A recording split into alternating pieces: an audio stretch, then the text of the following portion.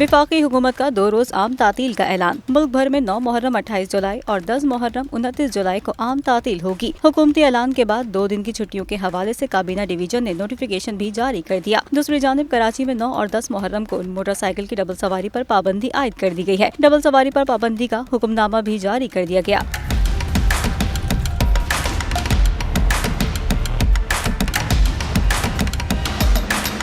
इसके साथ साथ वफाकी वज़ारत दाखिला ने मुहर्रम हराम के दौरान मुल्क भर के हसास मकामात पर फौज तैनात करने का भी फैसला किया है। इस हवाले से जारी मरासले में कहा गया है कि फौज की तैनाती का फैसला आर्टिकल 245 के तहत किया गया।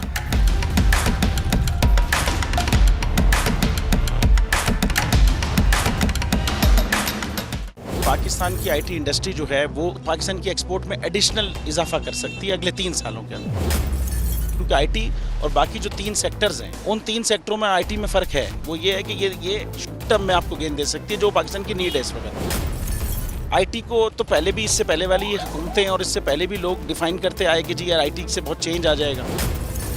क्या वो इम्पैक्ट हुआ आईटी इंडस्ट्री के ऊपर जो हम समझते थे और चाहते थे?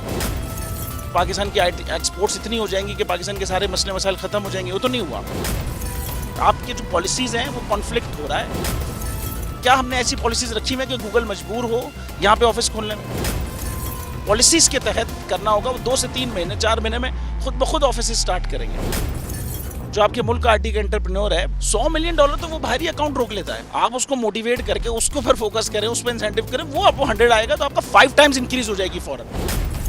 टेक्सटाइल में हम क्या करते हैं, हम उठाते हैं बाहर के किसी ब्रांड के लिए टी शर्ट यहाँ बनाते हैं, उसको दे देते हैं। लेकिन अब आईटी के बाद अगर आप अपना ब्रांड बना के लोगो वहाँ पे बेचेंगे, चाहे B2B बेचें चाहे B2C बेचें, पॉसिबल है। पाकिस्तान की जो एक्सपोर्ट में ये $30 अरब से ज़्यादा का इजाफा इससे हो जाना खाली यार। गवर्नमेंट के फंडों से इदारे बनाकर और उनके थ्रू कोई रेवोल्यूशन आ जाएगा, सवाल ही नहीं है।